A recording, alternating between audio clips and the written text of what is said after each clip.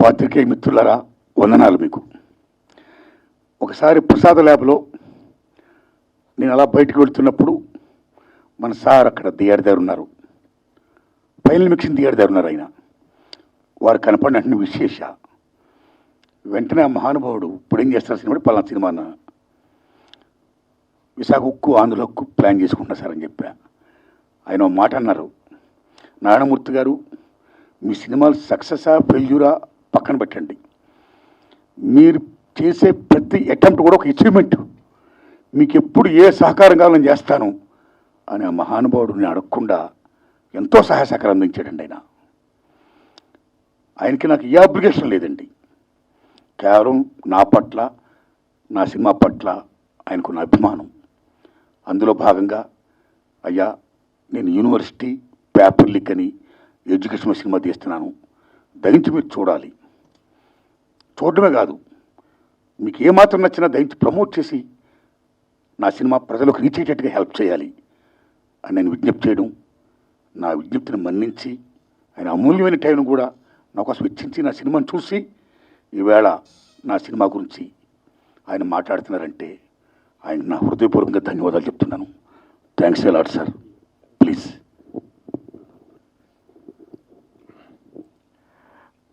ఆయన ప్రేమతో చెప్తున్నారు కానీ యాక్చువల్గా ఆ రోజు నేను ఆయన కలిసినప్పుడు, అంటే ఎప్పటి నుంచో నేను భీమవరంలో సినిమాలో రాకముందు నుంచి, ఎందుకంటే ఆయనది 32 సినిమాల ప్రయాణం, అదేమి చిన్న ప్రయాణం కాదు. నేను ఎందుకు ఆ మాట చెప్పానంటే ఆయన సినిమా ఆడటం ఆడకపోవటం అనేది తీసి పక్కన పెట్టి ఆయన వన్ మ్యాన్ ఆర్మీ. ఆయన దాంట్లో రాజు ఆయనే, సైన్యాధిపతి ఆయనే, సైనికుడు ఆయనే, అన్నీ ఆయనే. సో ఒక్క మనిషి సినిమా ఆలోచన పుట్టడం దగ్గర నుంచి దాని ఎగ్జిక్యూషను, దాని తాలూకు రిలీజ్ వరకు సినిమాని తీసుకెళ్ళి జనం ముందుకి థియేటర్లో సినిమాని ఒకే ఒక వ్యక్తి ఇంత ప్రయత్నం చేస్తున్నారంటే అది కూడా ఖచ్చితంగా ఏదో ఒక కారణం ఉండి తీరాలి సినిమాకి, దానికి ఖచ్చితంగా ఏదో ఒక ప్రయోజనం ఉండి తీరాలి. ఒక మాట మనం ఖచ్చితంగా మాట్లాడాలి, ఆ మాట వినపడాలి. అంటే నొక్కబడే గొంతుల గురించి మాట్లాడడానికి ఒక గొంతు ఉంది, ఆ గొంతు అందరికీ వినపడాలి. అది మనకు నచ్చచ్చు, నచ్చకపోవచ్చు, దాంతో మనం ఏకీభవించవచ్చు, ఏకీభవించకపోవచ్చు, కానీ వాళ్ళు మాట్లాడాల్సిన అవసరం ఉంది, అది మనం వినాల్సిన అవసరం కూడా ఉంది. లేకపోతే ఏం జరుగుతుందంటే ప్రపంచంలో ఏకపక్ష ధోరణి అనేది రావటం మూలంగా రాబోయే జనరేషన్స్ చాలా సంకుచితంగా తయారైపోతారు. సో అందుకని విభిన్నమైనటువంటి గొంతులు, విభిన్నమైన అభిప్రాయాలు, వీటిల్లోని బ్యూటీ ఉంది. సో అలాంటి ఒక పార్శ్వం, అలాంటి ఒక అందం ఆర్ నారాయణమూర్తి గారి సొంతం. అది ఆయన తాలూకు శైలి, అది ప్రత్యేకం.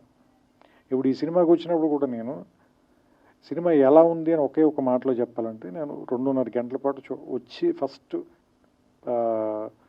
కార్డు పడిన వెంటనే 162 నిమిషాలు అనగానే నేను కొంచెం భయపడ్డా. అయ్యో బాబు 2 గంటల 40 నిమిషాలు ఇప్పుడు కూర్చొని చూడాలా మనం ఈ సినిమా, ఫస్ట్ వచ్చే భయం. ఎందుకంటే కరోనా తర్వాత అందరికీ కూడా ఏ సినిమాని కూడా 20 నిమిషాల మించి 30 నిమిషాల మించి చూడలేనటువంటి ఒక, ఏమంటారు దాన్ని, ఒక అది యాంగ్జైటీ అనాలా, అసహనం అనాలా, అలాంటి పరిస్థితిలో ఉంది ప్రపంచం మొత్తం. అలాంటి సినిమాని 2 గంటల సినిమా, 2 hours ఇప్పుడు నేను చూసింది, 2 గంటల సినిమా చూస్తే, క్షమించాలి సమయం తప్పుగా చెప్పా, 2 గంటల సినిమా చూసినప్పుడు నాకు చాలా ఫాస్ట్గా పరిగెత్తి వెళ్ళిపోయింది, సినిమా అయిపోయింది. దాంతో విషయం, ఇందులో ఉన్న విషయం పేపర్ లీకులు, యూనివర్సిటీలు లేదంటే కాలేజీ రోజుల నుంచి విద్యాబోధన ఇంగ్లీష్లో జరగాల, తెలుగులో జరగాల, విద్యార్థులు ఉద్యోగాల కోసం జాబ్ క్యాలెండర్ల కోసం వెయిట్ చేయటం, అక్కడ కూడా లంచాలు ఇచ్చిన వాళ్ళకి ఉద్యోగాలు వస్తుంటే మిగతా తాలూకు స్టూడెంట్లు కానీ మిగతా వాళ్ళ తాలూకు నిస్పృహ, ఇందులో ఏది కూడా మన ఇమీడియట్గా ఉత్తేజపరిచే అంశాలు కాదు, ఏదో ఆలోచింపజేసేవు లేదా నిరాశపరిచే అంశాలు అయినప్పటికీ కూడా సినిమాని చాలా బలంగా పట్టుగా నడిపించారు. నేను అనుకోవటం అది మీ సిన్సియారిటీని అనుకుంటున్నాను. కేవలం మీ సిన్సియారిటీ మూలంగానే మనకి లోపల ఏదైనా ఒక లాంగ్వేజ్ వచ్చే లోపే మీ సిన్సియారిటీ వల్ల బ్రదర్ ఒక్క నిమిషం. అంటే మాకు ఏదైనా లోపల ఒక లాంగ్వేజ్ వచ్చే లోపే మీ సిన్సియారిటీ వల్ల దాన్ని ఏం మాట అనలేకపోతున్నాం. అంటే మిమ్మల్ని ఎందుకు గౌరవిస్తారు అంటే అందరం కూడా, మేమంతా కూడా ఎందుకు గౌరవిస్తాం, మేము కానీ పాత్రికేయులు కానీ మీడియా కానీ లేదంటే ప్రేక్షకులు కానీ ఎందుకు గౌరవిస్తారంటే మీ అభిప్రాయం నచ్చో నచ్చకో రెండు కాదు, మీరు అది చెప్పే తీరు, దాన్ని మీ అభిప్రాయాన్ని మీరు ముందుకు తీసుకెళ్ళటంలో మీకున్న నిబద్ధత, మీ సిన్సియారిటీ, దాన్ని మాత్రం ఎవ్వరు క్వశ్చన్ చేయలేరు. అది మాత్రం మీ సొంతం. అలాంటి వాటి కోసమే నేను ఇప్పుడు వచ్చి మీ పక్కన నుంచున్నాను. కేవలం ఏంటంటే మీ నిబద్ధత నచ్చే దానికి గౌరవం ఇచ్చే. ఎందుకంటే ఇంతలా రాజీ పడకుండా బతకటం అందరి వల్ల సాధ్యం కాదు, నా వల్ల కూడా. నేను చాలాసార్లు రాజీ పడ్డాను నేను. సో అందుకని ఏంటంటే ఇలా రాజీ పడకుండా బతకటం అందరి వల్ల అవ్వదు, కొంత జెలసీ కూడా ఉంది నాకు. అలా బతకడం అంత తేలిక కాదు. సో అందుకని ఆయన పక్కన నిలబడి ఆయన నా అమూల్యమైన సమయం అన్నారు, కానీ ఆయన తన సమయాన్ని వెచ్చిచ్చి నాకు సినిమా చూపించినందుకు, ఈ సినిమా గురించి నన్ను మాట్లాడమని నాకు అవకాశం కల్పించినందుకు నేను మనస్ఫూర్తిగా ఆయన కృతజ్ఞతలు చెప్తున్నాను. ఈ సినిమా రేపు ఈ నెల ఆగస్టు 22వ తారీఖున రిలీజ్ అవుతుంది. దీన్ని థియేటర్లో చూడండి. ఇలాంటి సినిమాలు ఎందుకు బతకాలి అంటే ఆర్ నారాయణమూర్తి గారు మరిన్ని సినిమాలు ఇంకా తీయాలి. ఎందుకంటే అర్ధరాత్రి స్వతంత్రం నాకు తెలుసు, ఒరే రిక్షా నాకు తెలుసు, చాలా సూపర్ హిట్లు కొట్టారు మీరు. You're super star in your own way. So ఇప్పుడు కూడా చెప్తున్నాం కదా, ఆ స్టార్ ప్రెజెన్స్ అయితే ఉంది. మీకు తెలుసో తెలీదో మేము ఒక సినిమాలో క్యారెక్టర్కి మిమ్మల్ని అనుకున్నాం, కానీ నాకు ఎవరు ఏం చెప్పారంటే ఆయన చేయరని చెప్పారు. ఎందుకంటే మీరు రెమ్యూనరేషన్ ఆఫర్ చేసైతే ఆర్ నారాయణమూర్తి గారిని కొనలేరు అన్న. సో అంటే మీరు చెబితే ఎందుకు జనం ఇలాంటి విషయాలు మీరు చెప్తేనే ఎందుకు వింటారు అంటే, మీరు దాని డబ్బుల కోసమో సక్సెస్ కోసమో చెప్పరు, నిజంగా దాన్ని ప్రజలకు తెలియజేయాలని చెప్తారు కాబట్టి దాన్ని చూడడానికి వస్తారు, దాన్ని గౌరవిస్తారు. ఇప్పుడు నేను కూడా 2 గంటల పాటు నేను ఎందుకు గౌరవించి చూసి ఇక్కడికి వచ్చి మాట్లాడుతున్నానంటే దానికోసమే. సో ఈ సినిమా ఆడాలి. మీరు ఖచ్చితంగా నెక్స్ట్ సినిమా ఇంకా చాలా ఏమంటారు దాన్ని, కొంచెం ఎక్కువ డబ్బులు ఖర్చు పెట్టి ఇంకా మంచి ప్రొడక్షన్ వాల్యూస్తో తీయటానికి అవకాశం కలిగేలాంటి డబ్బులు ఈ సినిమా మీకు ఇవ్వాలని, అలాంటి సక్సెస్ వస్తుందని నేను కోరుకుంటూ, ఎస్పెషల్ ఇందులో నాకు ఆ గద్దర్ గారి పాట కూడా బాగా నచ్చింది. అది గద్దర్ గారు రాశారు, మీరు చెప్పిన తర్వాత నాకు ఇంకా ఆనందం వేసింది, ఎందుకంటే నాకు ఇష్టమైన రచయిత ఆయన. సో ఆయన పాట చాలా బాగుంది ఆ పాట మాత్రం. సో నేను ఆ పాట మీరే పాడారేమో అనుకున్నాను, ఎందుకంటే వాయిస్ విని కొంచెం రాగా ఉంది వాయిస్ అయింది. సో అంటే ఆ పాత రికార్డింగ్ని వాడుకున్నట్టున్నారు మీరు, అందుకని that was a good song. తాత ముత్తాతలు ఆ song. And I like the film అండి, నాకు నచ్చింది సినిమా. సో మీ అందరికి కూడా నచ్చుతుందని ఆశిస్తున్నాను.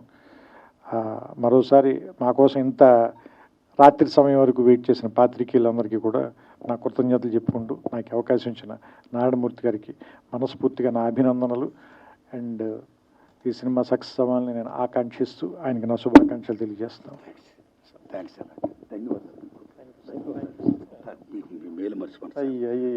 మీరు అలా అనకూడదు. Thank you sir, thank you all, thank you అండి. అండ్ ఇంకొకటి, ఈ సినిమాలో అయినా ఐ కాంట్ బ్రీత్ అని 1-2 సందర్భాల్లో చెప్పారు. అంటే ఎందుకు అంటే ఉక్కిరి బిక్కిరిగా ఉంది. ఎవరికి ఉక్కిరి బిక్కిరిగా ఉంది అంటే, ఈ సినిమాలు చూస్తుంటే నాకు అనిపించింది, పిల్లల చదువుల కోసం, వాళ్ళ భవిష్యత్తు కోసం వీళ్ళ వర్తమానాన్ని తాకట్టు పెట్టిన తల్లిదండ్రులకి చాలా ఉక్కిరి బిక్కిరిగా ఉంది. దీని విష సంస్కృతి అనాలా, లేదంటే ఇది మనం దేని వెనకాల పరిగెడుతున్నాం? చదువు వల్ల వచ్చే సక్సెస్ వెనకాల, లేదా నిజంగా జ్ఞానం వెనకాల? జ్ఞానం వెనకాల పరిగెడుతుంటే ఇంత డబ్బులు విసిరేసి ఎందుకు పరిగెత్తాలి మనం? ఆ క్వశ్చన్ అయితే మాత్రం వచ్చింది సార్. సో అంటే యాక్చువల్గా జ్ఞానం మనకి ఆనందాన్ని ఇవ్వాలి. ఇంత నొప్పి ఎందుకు ఇస్తుంది, ఇంత బాధను ఎందుకు ఇస్తుంది, మన కన్న వాళ్ళకి ఇంత కష్టాన్ని ఎందుకు ఇస్తుంది? ఎందుకంటే నేను కూడా ఇంజనీరింగ్లో ర్యాంక్ వచ్చి, బట్ అది ప్రైవేట్ కాలేజీలో వచ్చింది నా ర్యాంక్, 3000 చిల్లర ఎంత ర్యాంక్ వచ్చింది.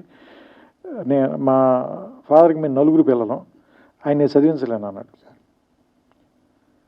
సరే మరి ఆయన తేలిగ్గా చెప్పారో లేదా నేను తేలిగ్గా తీసుకున్నానో తెలియదు, కానీ దాన్ని పెద్ద పట్టించుకోకుండా నేను గ్రాడ్యుయేషన్ బీఎస్సీ చదువుకోరానంటే నేను బీఎస్సీ చదివేశాను. కానీ అంటే ఇప్పుడు వీళ్ళని చూస్తుంటే అప్పుడున్నంత తేలిగ్గా సమాజం ఎందుకు లేదు, ఇప్పుడు మనుషులు కూడా ఎందుకంత తేలిగ్గా ఎందుకు లేరు, ఎందుకంత సుఖంగా లేరు, ఎందుకంత బరువుగా ఉన్నారు అంటే మనం అంత ఒత్తిడి పెట్టేస్తున్నాం పిల్లల మీద. ఇందులో పెట్టారు చూసారా, నువ్వు అన్నం కలుపుకునే టైంలో పుస్తకం చదివితే బెటర్ కదా అని చెప్పి మదరు ముద్ద తిను, నువ్వు చదువుకో, అన్నం మాత్రం నేను కలిపి పెడతాను, అంత ఒత్తిడి ఎందుకు పెట్టేస్తున్నారు పిల్లల మీద. అంటే వాళ్ళ భవిష్యత్తు గురించి వీళ్ళు ఎందుకు ఎంత వీళ్ళ వర్తమానాన్ని తాకట్టు పెట్టేస్తున్నారు. ఆ పాయింట్ ఒకటి బాగా నచ్చింది నాకు ఈ సినిమా, అదొకటి చెప్పాలనిపించింది, అందుకని మళ్ళీ తీసుకున్నాను. Thank you. పాత్రికేయ మిత్రులారా,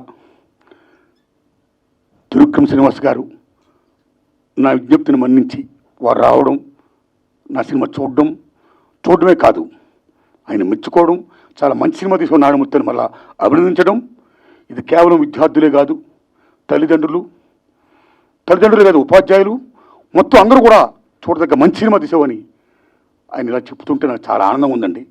వారికి హృదయపూర్వకంగా ధన్యవాదాలు చెప్తున్నాను సార్. ఈ సినిమా ఈ నెల ఆగస్టు 22వ తారీఖుని రిలీజ్ చేస్తున్నానండి. ఓ ప్రేక్షక దేవుళ్ళరా, మీరు చూడండి. నా చిత్రం ఏమాత్రం బాగున్నా సరే 10 మంది చెప్పండి, ఆదరించండి. నేను ఇంకా ఇలా చిత్రాలు తీయడానికి నాకు శక్తిని ప్రసాదించండి. వందనాలు మీకు. Thanks a lot.